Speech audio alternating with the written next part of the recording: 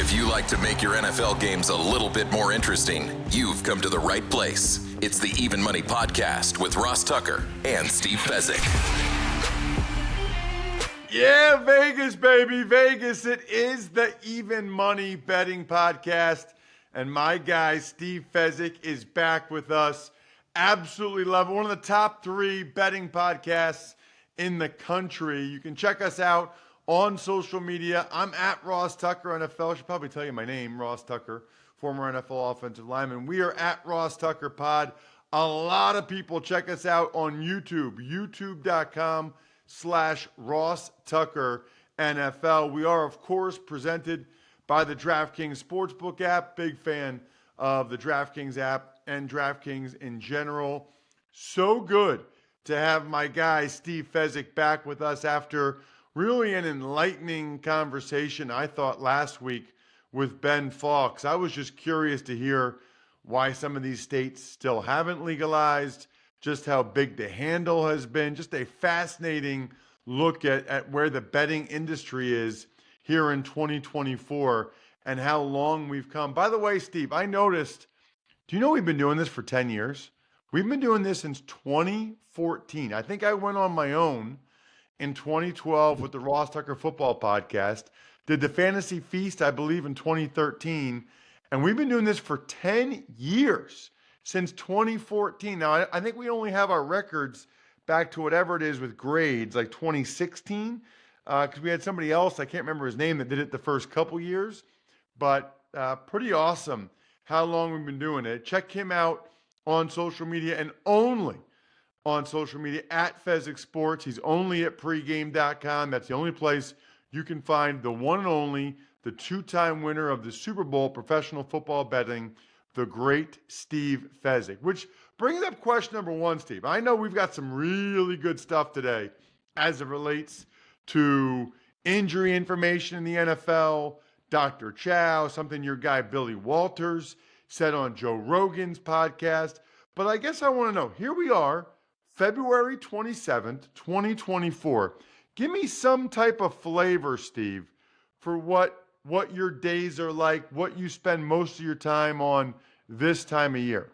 So I pivot to college basketball. March Madness is almost upon us. We're going to start late this year, Ross. March 17th, St. Patrick's Day, is Selection Sunday. So games aren't going to start till like March 20th, but really the entire month of March, the college basketball tournaments, there's 2 weeks, and the pros love it because there's a fundamental shift in how teams play. Teams don't take games off for the most part, and oftentimes you'll see like the worst team in a league, they'll make a last stand. They'll have a Waterloo, and they'll play super hard that first game of the tournament, and also teams typically don't give up in these conference tournaments, so you'll have epic foul fests. Teams down 7, they might say, we'll live to play another day in January. That's not the case in March when it's their final game of the year. So what does that mean for betting? For live wagering, it changes the dynamic such that, I'll use an example. If a team's down 10 with 2 minutes to play, or 4 minutes to play is a better example, and a place is offering live wagering, there is no way I would ever play that game under on a conference tournament game. During a regular season game, if the favorite's ahead, it might be a very quiet final 4 minutes. Interesting. Okay. So you're full throttle in college hoops. Anything else, or just all in on college hoops? And do you do any NFL work this time of year? I am just starting to do my NFL work, which I will share some of it today in terms of I'm really trying to find little Easter eggs, little things that no one else has noticed to be ahead of the curve. And I've got several actually today to talk about. Ooh, okay. I love it. So then let's get into that a little bit. You know, it's interesting. You and I, we've known about Dr. Chao and SICScore.com for a while, and we'll have him on the show at some point this offseason for sure.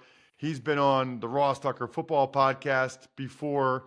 Most of you know he was a long-time team orthopedic surgeon for the San Diego Chargers when they were the San Diego Chargers. Now he has this website, That's, by the way, not just the NFL. I know they do NBA. I think they do baseball. They do other sports as well.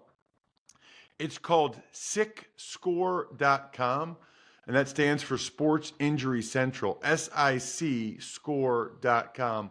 Well, anyway, you and I were talking about it quite a bit during the postseason, Steve, because they've had a lot of success just betting purely on their injury information. They don't know anything else. They just go based on their injury information.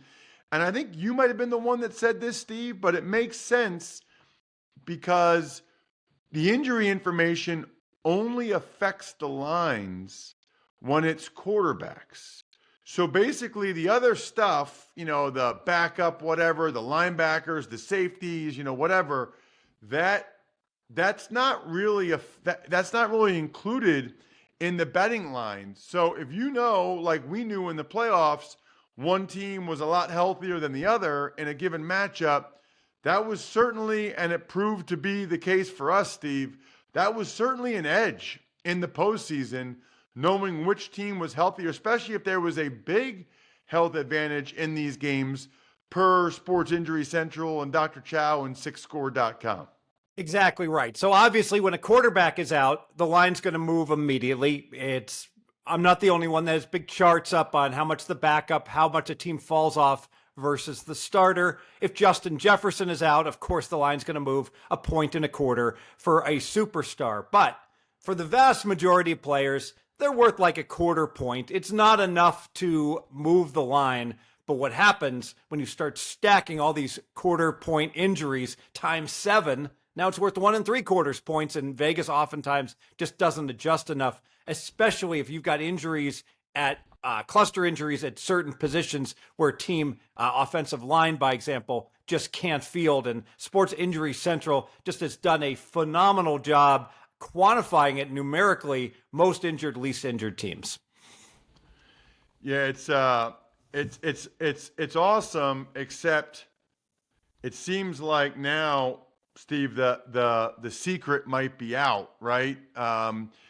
Billy Walters, who I believe, have you called on this podcast? Have you called him the greatest sports bettor ever? Or what have you said about Billy on this show? I don't want to put words in your mouth. Yeah, so Billy is the GOAT, and you know what? Billy is so far the GOAT above each and everyone else. I'm sure there's some dude probably under the radar that maybe has bet somewhat close to what Billy has bet, but no one even knows who he is, and he stayed under the radar. But what made Billy Walters unique is I really think he went ahead and brought things to the next level where he didn't try to just win by himself. So he used the computer group that generated all their numbers, and he got those numbers. And then he was like a mutual fund manager that had all these analysts working for him, telling him, giving him recommendations. Oh, we should bet on Temple. We should bet on the Chargers. And then he would go ahead and have traders that would execute for him. So he was part of a master team that, and that truly made him, his organization, the greatest betting group of all time. Wow. So how does he get money down if everybody knows he's that good?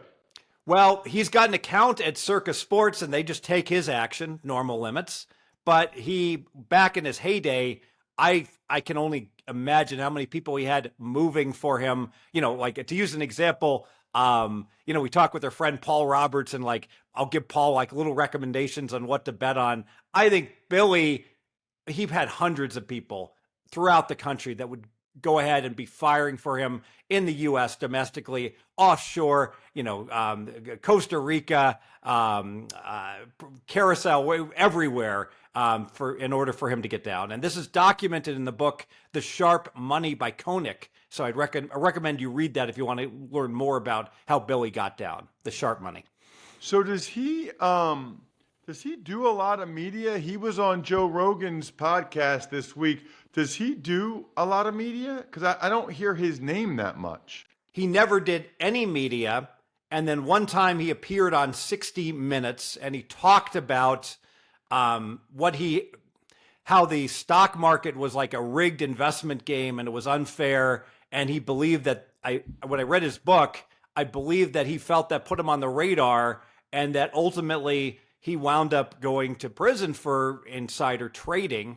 That's an very interesting discussion. I'm not going to go there in terms of my opinions on that, but he felt like doing that in front of the media, he got too close to the sun.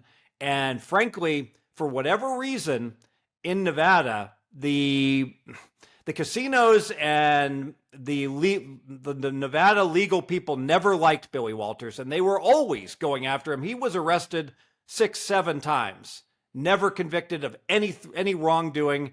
They said he was bookmaking. He was never bookmaking. All he was doing was betting. And what did he do wrong, Ross? Well, he was winning, so he got the casinos very angry at him. Wow, 6 or 7 times he was arrested for what? It was always for illegal bookmaking. All right, even though he was never a bookie. All he did was bet.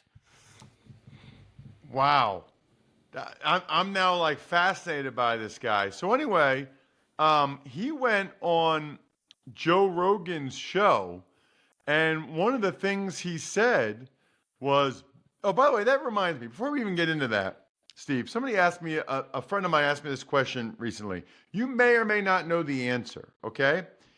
Do you know if it is illegal to give inside betting information and or illegal to bet on said information? So let's just say, I work for the Eagles, right? So I do some stuff for them. Let's say they tell me, hey, nobody knows it, but Hurts isn't going to play, blah, blah, blah, blah, blah, right? I tell you that, and then you go place a bet on that.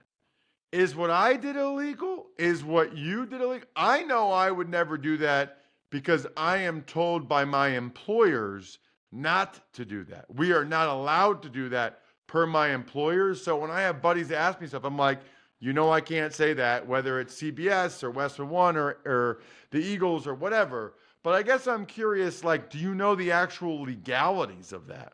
Well, last time I checked, I do not have a law degree. However, I am a firm believer that certain court cases have precedent and you can learn from them. And so we just had this happen. So the Alabama baseball coach, his starting pitcher was hurt, and he texted a Confederate, I believe in Ohio, and said, bet against my team. It's a great bet. And this fellow went to the window and asked for like 150,000 anti-Alabama. It won.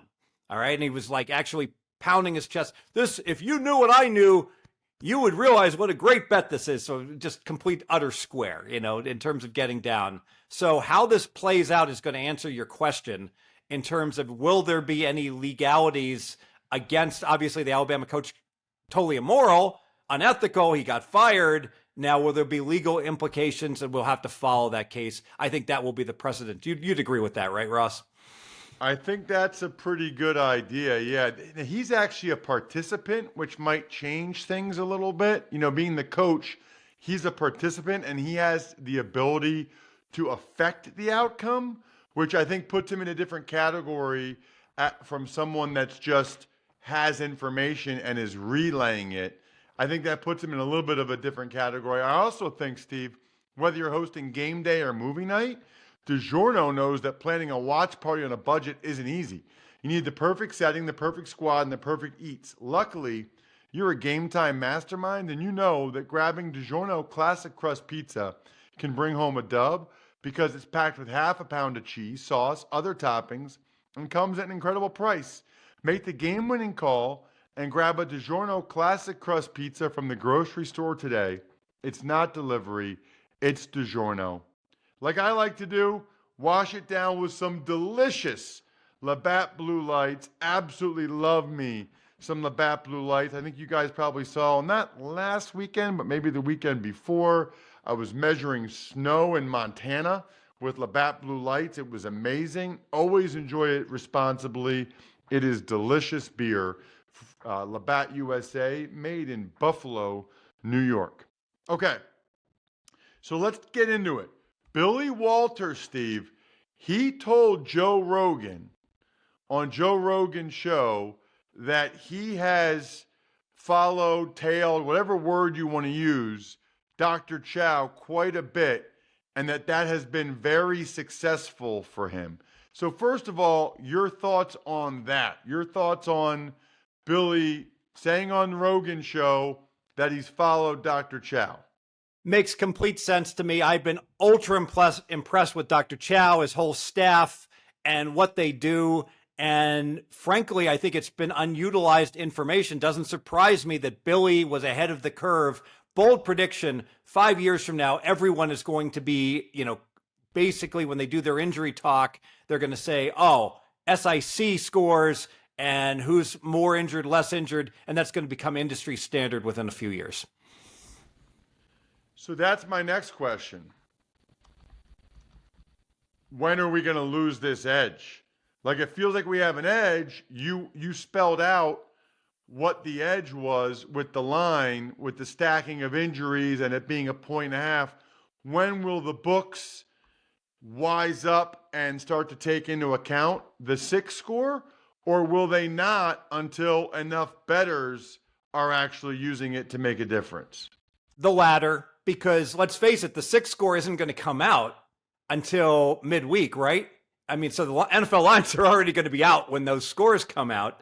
To show how powerful those SIC scores can be, I just went back and looked at 2022, and I looked at the health of teams, and I looked at the 7 teams that were the least injured in 2022. The most was Kansas City, Minnesota, and Philadelphia. And I look at the top 7, Ross. If you played all 7 of those teams this past year to go under, assuming that they couldn't have such good fortune again the following year, you went 7-0 in season wins. 7-0. Kansas City, Minnesota, Philly, Jacksonville, Cincy, Carolina, and New England. Those teams least injured in 2022. All 7 went under their total 2023. Wow. So how do you know if that's not just a one-year aberration or not a big enough sample size? Well, when something that has a 1 in 128 chance of happening, one half to the 7th, and it hits, and it's logical, I am beyond a reasonable confidence interval.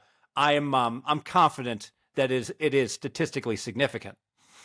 Okay, so it sounds to me like what we need to do is we need to find out from Dr. Chao the most injured, least injured teams from 2023 and then be ready to pounce when the season win totals come out.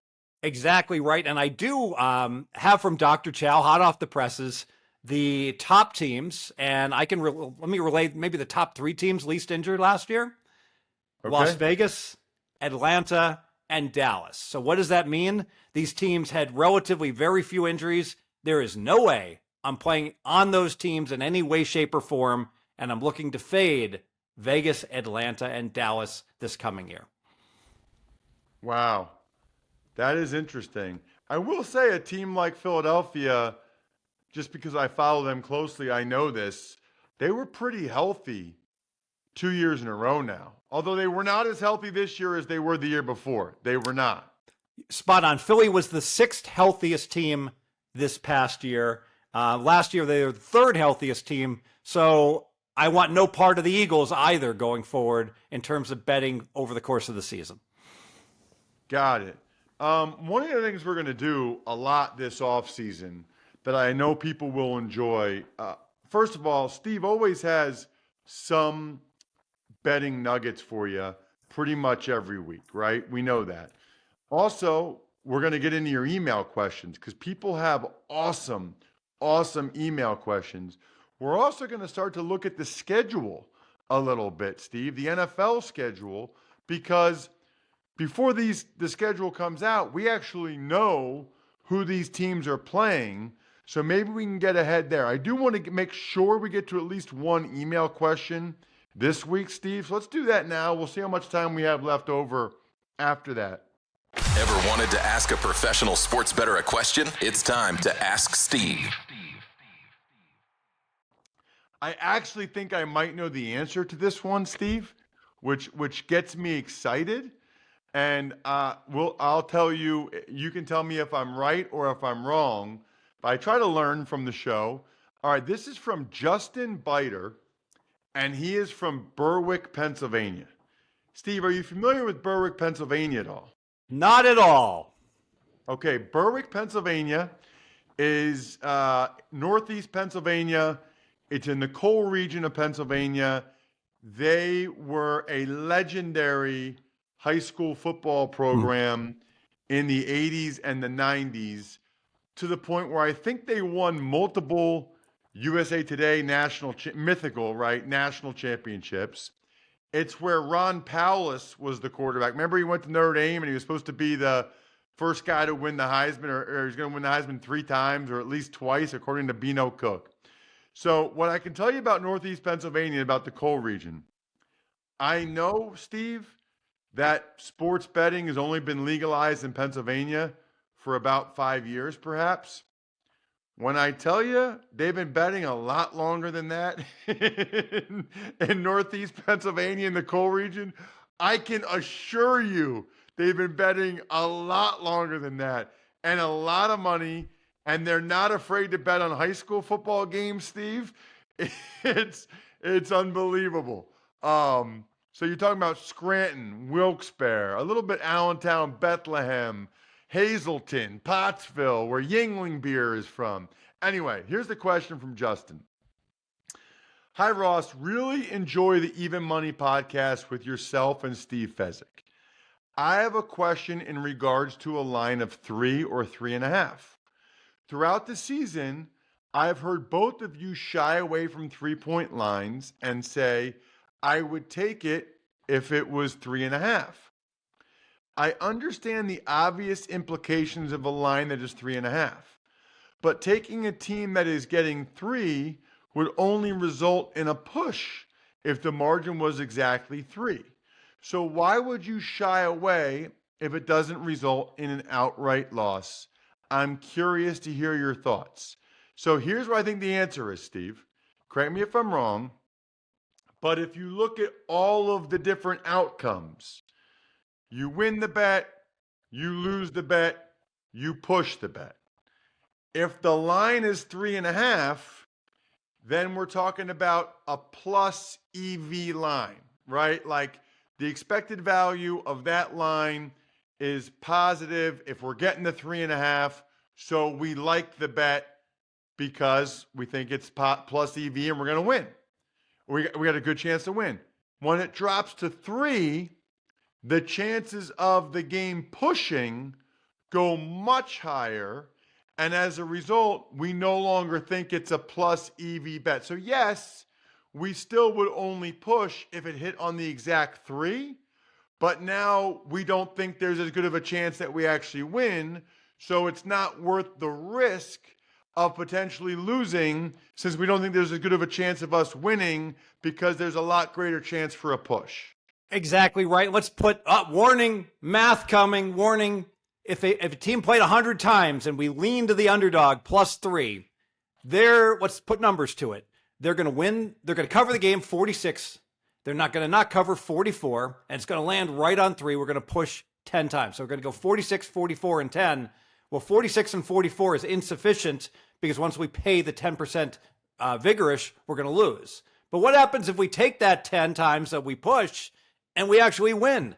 When we get plus 3.5, now we're styling.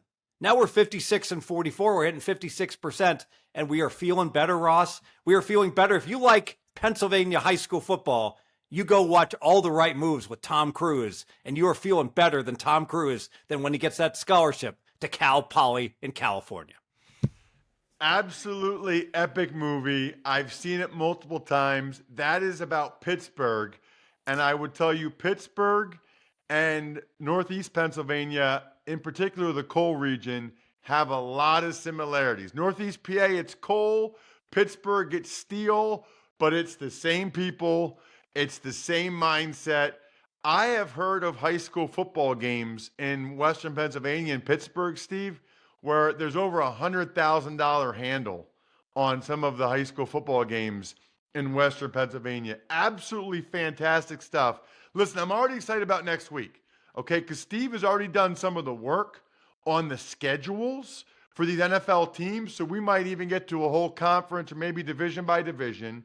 We got to get to some college basketball stuff with Steve next week. We're going to do an email question every week. Plus, we'll start to have guys signing, getting cut, free agency, draft news. It is going to be an epic offseason. You don't want to go anywhere. Tell everybody these off-season shows are just as good as the ones during the season. Check him out at Fezzik Sports. I'm at Ross Tucker NFL. We are at Ross Tucker Pod. Good luck, everybody. Hope you guys win some money. Thanks for tuning in to Even Money. Make sure to also check out the Ross Tucker Football Podcast, Fantasy Feast, and College Draft, all on the DraftKings Network, YouTube, or subscribe to the podcast on your favorite platform.